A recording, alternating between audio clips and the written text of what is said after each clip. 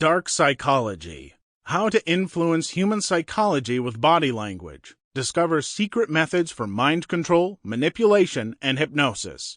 Written by Clarke. Narrated by Klaus von Hohenloe. Chapter 1. Introduction to Dark Psychology. It's a bit of a well-kept secret that the ability to manipulate people is a useful tool. It's one of the reasons how businessmen and politicians get and hold their positions. There comes a certain point in your life wherein completely turning off your emotions and being pragmatic is a skill you need to have. Nobody likes to discuss it because we have this societal fear of the reality that people can just be seen as a means to an end. The late Steve Jobs was particularly renowned for his ability to work people's emotions and to say just the right thing that would get them to come around to his view. It was so strong, in fact, that the people around him developed their own term for it: the reality distortion field, a phrase coined from a similar phenomenon in the Star Trek universe. There are numerous historical instances of Steve Jobs taking advantage of his unique ability to get precisely what he wanted. One such instance was when Jobs, in the 1980s, was trying to get Pepsi CEO John Sculley to come to Apple. This exchange spawned a famous line that many know today: "Do you want to sell sugar water for the rest of your life, or do you want to come with me and change the world?" There is a lot that can be said about his specific ability to charm and manipulate people, not the least of which was his deep understanding of what people wanted as well as what people wanted to hear. Add to this an understanding of subtle intimidation, power cues, and a large amount of passion and charisma, and you have a powerhouse who could get pretty much whatever he wanted. How does this apply to you? Well, you're reading this because you want to learn how to work with people from the inside out. You want to know how to say just the right thing to get what you need and how to manipulate people such that you can bypass any obstacles, so they will do exactly what you want. If that's the case, then you've come to the right place. The fact is that the mind is a relatively simple thing. While the brain is infinitely complex, the manifestations of the conscious mind are both resolute and easy to work with.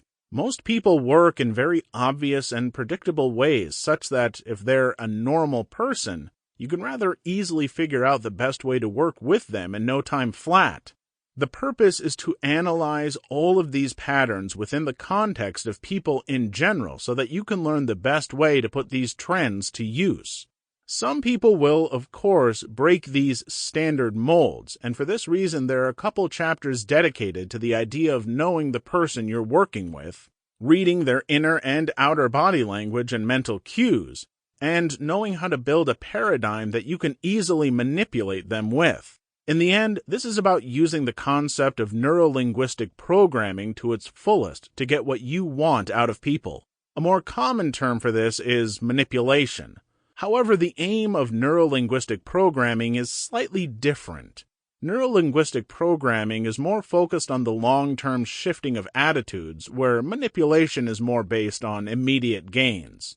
That isn't to say that neuro-linguistic programming isn't a form of manipulation, though. It absolutely is. When you hear the term manipulation, you will probably have some sort of knee-jerk reaction like, wait, isn't manipulation wrong? And to this question, there is no simple answer. I have to say no, though. Manipulation isn't wrong. Manipulation is simply a tool. How you use it can determine whether it's wrong or not.